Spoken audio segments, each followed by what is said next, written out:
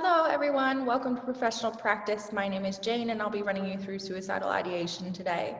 I am just going to go ahead and share my screen, but while I do that, can everyone make sure that they're checking in with themselves and making sure that they're in a headspace to take this one on today? It is some pretty sensitive content. If you are going to be with me for the whole journey, please be kind and gentle to yourself afterwards. We really want to make sure that we're taking care of ourselves, okay? I'll start off with some acknowledgements. I respectfully acknowledge the past, present, and emerging traditional custodians of the land on which we are meeting, the Whūjuk people of the Noongar Nation. I also acknowledge all people who have direct experience of suicide, including those who are no longer walking with us and those who remember them. This is my overview. We're going to start off with some definitions and statistics, an introduction to our case study, Phil, and then from there we're going to kind of apply everything that we're learning to Phil's situation, okay? And at the end we are just going to address some burnout and self-care items. The definition I've gone with is from Headspace. The term suicidal ideation refers to thoughts that life isn't worth living, ranging in intensity from fleeting thoughts to concrete, well thought out plans for killing oneself, or a complete preoccupation with self-destruction. So this does cover quite a large range of thoughts, from really simple to really complex in development. So we need to make sure that we're not kind of pigeonholing people into one version of suicidal ideation, whether that be at most crisis or at most minimized version. Looking at the stats, these first three are the ones I'm going to focus on, but feel free to pause and have a read through everything. In 2007, a national survey of mental health and well-being indicated that 2.1 or 1 in 8 Australians aged 16 to 85 had serious thoughts about taking their own life at some point in their lives. So we can reflect that it's a common occurrence. It's not happening every day necessarily for people, but 1 in 8 people are getting to that low point where they are having thoughts about suicide. So really opening up the conversation about, you know, we have Are You Okay Day and things like this to have a conversation about it and be able to ask if people are feeling safe or not safe right now or having thoughts of suicide is super important. Those next two statistics, females are more likely to have thoughts than males about suicide, and 75% of those who die by suicide are male. So that gives us a little bit of insight into the spontaneity of suicides that are completed. You know, 75% of those who do die by suicide are men, and the females are more likely to think about it ahead of time. So that just gives us a little bit of perspective.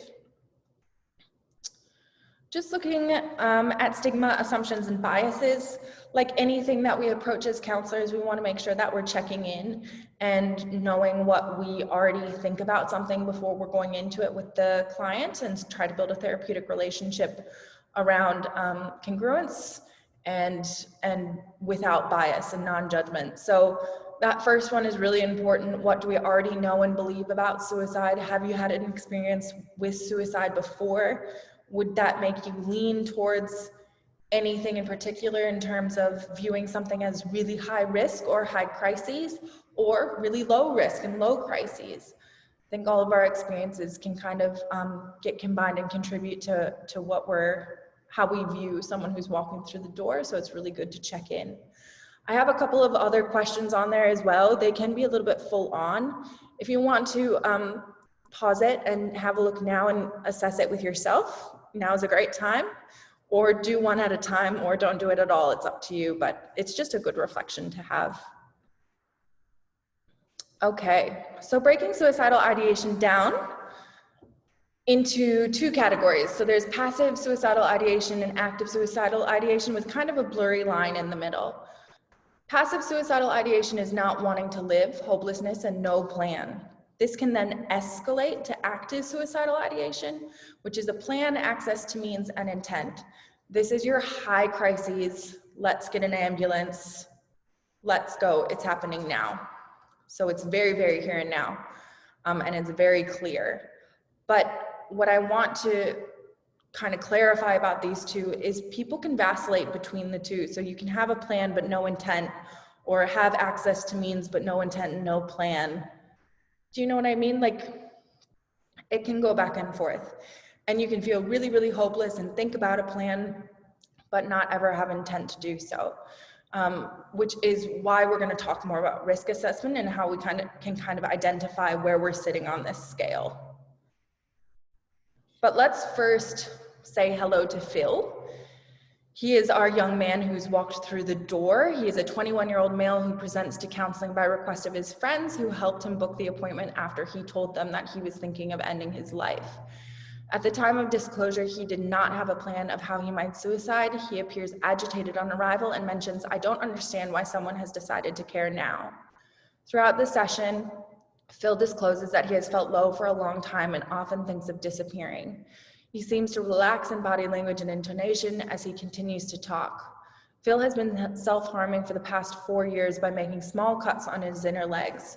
He says the only person who knows about the cutting is his mom, and when she found out about it, she just kept drinking.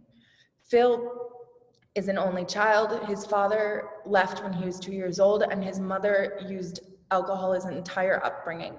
He has no history of alcohol and drug use. When asked about it, he said, "I would never touch the stuff."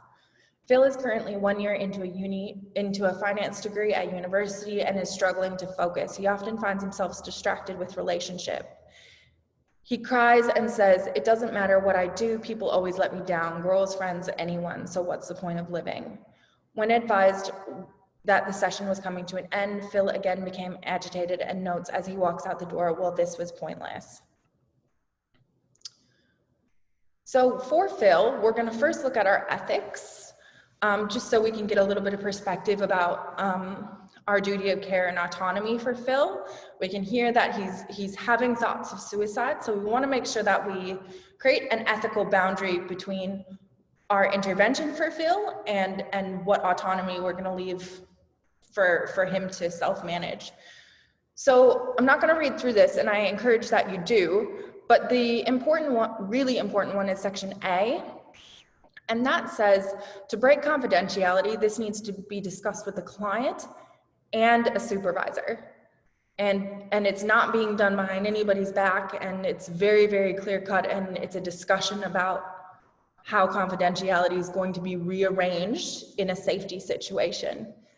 Now, Phil's probably not at that point yet, but it's something for us to keep in mind in the event that he escalates, okay?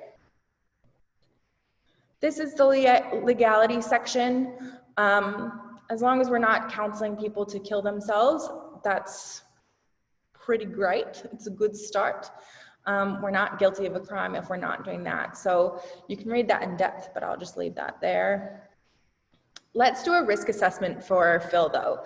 This is a really clinical one, so I just want to make you aware of that. This is probably not what yours will look like, but it just breaks it down really nicely, so I thought I'd chuck it on the slide.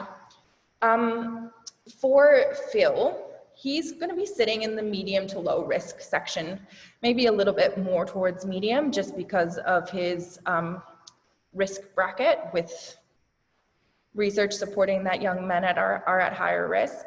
But let's take like a more in-depth look here. So in that first mental state section, we know that Phil is experiencing some sadness.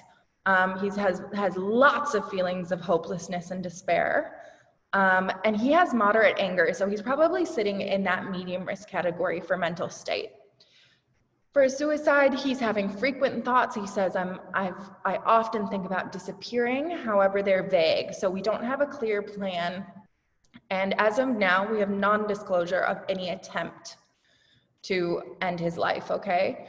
We do want to note here that he has a history of self-harm behavior, and we need to be asking if that self-harm behavior has ever been used with the intention of ending his life, because that'll give us some clarity there, okay? With substances, he said he'd never touch the stuff, so he's sitting on the low end of that one. And collaborative history, he seems to be giving us a logical account. We can see some attachment stuff slipping into that first description, with lots of hopelessness and not believing he has care, reliable care that is. But I would say he's on the low end of collaborative history as well. Strengths and supports, he does have a lot of these. So he has been brought in by his friends. He has shown up to therapy. He hasn't identified that he is unwilling to talk, so we did actually build good rapport with him during our session. As you can see, he has disclosed some stuff while he was like in session. He did have agitation at the beginning and a little bit of splitting at the end. Now, this could be a pattern for his relationships. We don't know that, but what we know is in the meat of our therapy, in the middle there, where we were getting all that good information, we did have a good rapport. He felt vulnerable enough to cry. So we'll probably go with that. So we know he's sitting between medium and low, okay? As much as we can, we want to do some safety planning for Phil. The two important parts that I'll highlight here is his own soothing techniques, because we might have an appointment 2 weeks apart, and as he's now sitting in the low to moderate category for risk, you know, we're not going to be handing out our phone number to be on call 24/7 for Phil if he escalates. So what is he going to be able to do for himself to keep him from going into that high risk category? So soothing techniques can be breathing techniques, they can be having a bath or watching a movie, distraction, things like this. We know that he's been self-harming, so we would probably want to find out the purpose of that and see if we can find an alternative. I know that distraction can be really useful for that. Something like a movie or calling a mate. The other thing that we want to look at is who can they contact. So when between these two appointments, when we can't be on the other end of the line, who is going to be? Who's going to fill that gap? Now that can be 000, it can be friends and family, or it can be a support line, a crisis support line. So all of those are really good options, but we need to make sure that those are readily available for Phil to just pick up and organize if he finds himself in that escalated of a situation. Now this is a little bit clinical as well, this one, not as much as the risk assessment one, but if you want to take a photo of this, I highly suggest it. It's a good one, I've read through it. Now, I have a couple of these reflection slides in here, and I just think it's really important with this kind of situation that is so kind of like emotionally charged and safety charged, that we understand our own boundaries and are able to self-reflect within that situation. Because when something feels like high crisis, or we might have a bias that we're pulling in that makes us lean towards a higher crisis view of a situation, those boundaries of professional and just wanting to save someone can get kind of blurry. So a really great thing to ask is anything sitting with me? Where might it be coming from? How could, or is this impacting the therapeutic relationship? Who can I debrief with? And what is my role and responsibilities in this situation? Do I need to adjust my boundaries? Always good check-ins to have for any kind of situation. I'm just gonna get my timer back up, sorry guys. When we're looking at evidence-based approaches for Phil, I've laid them out really nicely here, going CBT, DBT, attachment, because this is the order I would do them in for Phil. Phil has indicating signs of possible borderline personality. He's got a lot of attachment stuff there that has come up in the first session, but because safety is at risk here, we want to do a bit of like here and now work, which is where CBT and DBT comes in. So our CBT is going to be our safety planning, problem solving skills, stress reduction, accumulating supports. All of this like really immediate crisis work can be done with CBT. We can down the line then do some reflection on biases and cognitive distortions, but if it's feeling really, really charged and really here and now, we need to stay with that and be meeting the client where they are today. DBT is kind of where I would move next with Phil. It's been really, really effective with borderline personality disorders and traits, and specifically suicidality. This is a lot focused on distress tolerance and management. So that's your soothing techniques, but also knowing that just pain is pain. And we can minimize it a little bit, make it a little bit easier on ourselves, but understand how we're going to work with that pain to get through it. A really good reflection question that I've been using in my own work is, have you ever been in an experience where you felt this low before? Yes or no. Either works. It really doesn't matter. But if they say yes, then we can say, it's amazing that you got through that. That sounded really challenging. How did you get through that? And they're actually able to reflect for themselves how they've been through something this painful before. That's a really good use of distress tolerance and management there, just to acknowledge their own strengths in getting through that. The other really important part of DBT is the development of in-the-moment emotion regulation. So being actually able to identify highly charged emotion and say, hang on, do I want to be feeling this way, or can I do something to change it or de-escalate it? That's definitely not a skill most of us are born with. So developing that and making that more of a skill is something that can be really useful in this situation. Again, it's really strengths focused. So we're kind of growing and thickening what can they do right now for themselves? Where can they reach? If they can't do it themselves, who can help? All that kind of stuff. Attachment-based therapy might be a little bit down the line. So once Phil is feeling more settled and a little bit more able to explore, attachment might be a good option for him. It can provide a lot of validation. You know, he had a hard time with his mom growing up, and he didn't have a dad around, so those attachments were very unreliable, well, from what he's explained in his little blurb. And doing some work around that could definitely improve how he reflects on his new relationships, which he said he's right now struggling with. Diversity, I just want to touch on this, guys. I know that we have talked a lot about CBT and DBT being great for many, many cultures. The one thing that we do need, though, is buy-in from the client and a capacity to learn and grow. So this might not be disability friendly. But we can also think about a challenge in very severe depression and what that would mean for us working with CBT and DBT.